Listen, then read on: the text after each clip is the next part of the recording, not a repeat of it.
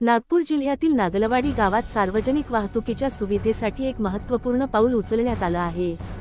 Global international foundation टीमच्या वतीने गावासाठी स्टार बस सेवा उपलब्ध करून देण्याची विनंती ग्रामपंचायत सरपंच माननीय हिरा गजानन सहारे यांना लेखी अर्जाद्वारे करण्यात आली। गावात सार्वजनिक बस सेवा उपलब्ध नसल्याने ज्येष्ठ नागरिक, महिला आणि विद्यार्थ्यांना मोठ्या अडचणींचा सामना करावा लागतो। या पार्श्वभूमीवर ही मागणी करण्यात आली आहे। हा अर्ज हिंदना चेअरमन अश्वनी मोहिजे यांच्या नेतृत्वात, founder chairman doctor Manisha Thakre यांच्या मार्गदर्शनात, joint secretary Akshit Manisha Thakre Thakur, Maharashtra joint secretary Shalini Savalkhe, Vidarbha chairman Mansi आणि नागपूर यूथ चेअरमन मीरा मूळ यांच्या उपस्थितीत देण्यात आला।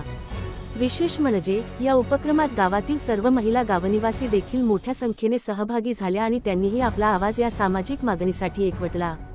डॉक्टर मनीषा ठाकरे यांच्या दूरदृष्टीपूर्ण मार्गदर्शनात गिफ्ट टीम गावगावात परिवर्तन घडवून आणत आहे। अशा सकारात्मक उपक्रमांसाठी ग्लोबल इंटरनॅशनल फाउंडेशन टीमचं मनपूर्वक अभिनंदन। अधिक माहितीसाठी राहा जोडलेले गिफ्ट मीडिया।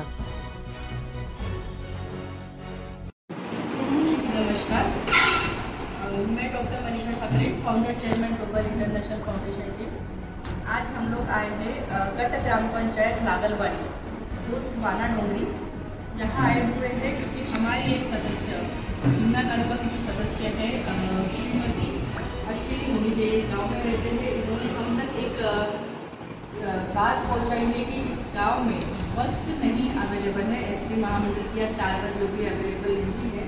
उसकी वजह से जो ज्येष्ठ नागरिक है और यहाँ के जो रहवासी है, महिलाएं वगैरह, उनकी थोड़ी बहस हो होती है। तो हम हमारे जो गांव के सरपंच है, नागलवाड़ी गांव के सरपंच है मैडम हिरा गजानन सहारे जी, उनको निवेदन देने आए हैं कि ये जल्द से जल्द अपने जनता प्रतिनिधित्व के माध्यम से उन लोगों के लिए ये चीज़ उपलब्ध करवाए ताकि आना जाना इनका जो है वो इजी हो सके। क्योंकि गाँव होने की वजह से क्या होता है कि ओला उबेर भी आने नहीं दिखता है। ठीक है, यहाँ मैक्सिमम घरों में 4 व्हीलर्स है, पर हर लोग जो है वो अमीर नहीं है और ऑटो रिक्शा वालों पे अफोर्ड नहीं कर सकते। तो हमारी इस एप्लीकेशन के ऊपर मैडम ध्यान देंगे, इन्होंने हमसे प्रॉमिस किया हुआ है कि समय में किसी से बात करेंगे और यहाँ वो बस अवेलेबल कराएंगे। और हमारी तरफ से भी हम मैडम को आश्वासन दे रहे हैं कि मैडम अगर आपको कहीं पे भी अड़चन आ रही है इन सब चीज़ों को लेके, तो हम आगे आपकी हेल्प करेंगे ताकि इस गाँव में बस बहुत जल्दी से जल्दी उन लोगों के लिए अवेलेबल हो सके। तो थैंक यू मैम, आपने हमारा निवेदन स्वीकार किया और आपने पंचायत के जो शब्द बोले जनता के सामने कि आप ये सारी चीज़ें जल्दी से जल्दी करवाने की कोशिश करें। नमस्कार, मी सरपंच हिरा गजानन सहारे, नागलवाडी ही गट ग्रामपंचायत नसून ग्रामपंचायत स्वतंत्र ग्रामपंचायत आहे। आणि इथे मला सांगते बसचा मेन प्रॉब्लेम म्हणजे कसा रोड आहे आणि नाला, जो आमचा जो नाला पडतो मॅडम, तिथे काय की रपट्यासारखा पूल आहे। पूल बी म्हणजे थोडा कमीच याचा आहे दर्जाचा आणि बस यायचं कारण सरांना कितीतरी सुद्धा सांगितलं ह्या गावामध्ये की 2 ते 3 बस येऊन गेलेली आहे, पण बस खाली गेली। कारण की बस खाली गेली पॅसेंजर नसल्यामुळे ते गाडीचे जे लोक आहेत सरांपर्यंत गेले, त्यांनी सांगितलं की सर या गावाला गाडीची गरज नाही।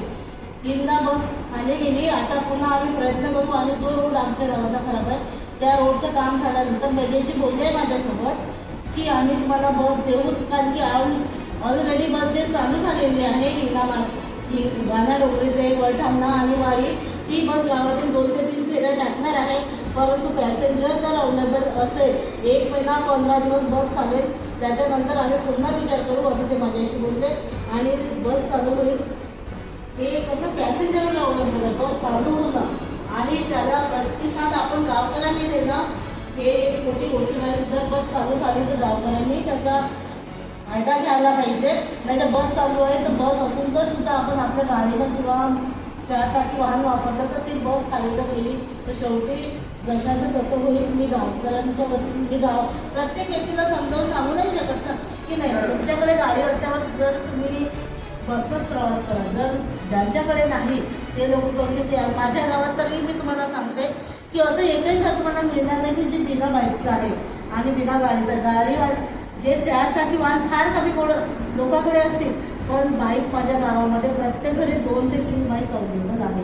त्याच्यामुळे प्रवाशांना थोडंसं मला तरी वाटत की कमी दिक्कत आहे, पण ज्या वर्किंग वुमन आहे त्यांना त्रास येऊ शकतो, त्यांच्यासाठी मी प्रयत्नशील आणि मी माझ्यापर्यंत प्रयत्न करेन. धन्यवाद मॅडम. मॅडमने ज्या प्रकारे सांगितलं, छान पद्धतीने समजून की त्यांनी याआधी पण बस सुरू केली, पण गावकऱ्यांचा त्याला प्रतिसाद मिळाला नाही, त्या कारणाने बस बंद झाली.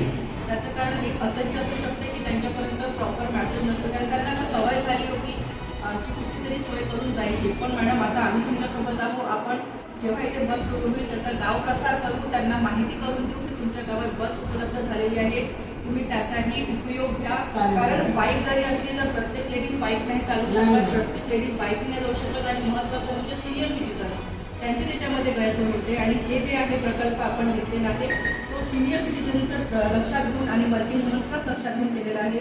आणि मॅडम स्वतः एक वर्किंग वुमन आहे, त्या समजून राहिलेल्या आहे लोकांच्या गरजा, आणि त्या लोकांच्या गरजांना परिपूर्ण करतील, भागवतील, हे काही त्यांनी आपण अप्लिकेशन केलेली आहे, ही आम्हालाही अपेक्षा आहे. धन्यवाद. Disc GIFT News and Media.